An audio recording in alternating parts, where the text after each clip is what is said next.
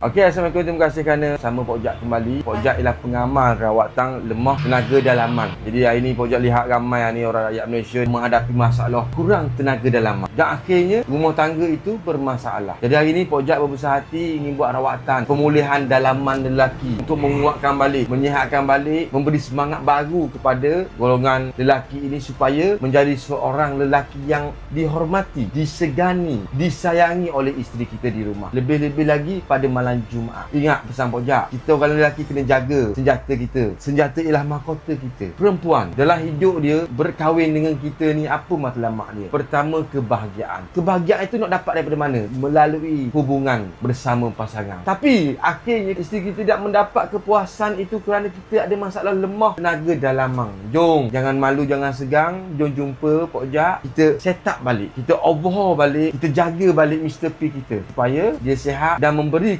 kebahagiaan yang maksimum dalam rumah tangga kita.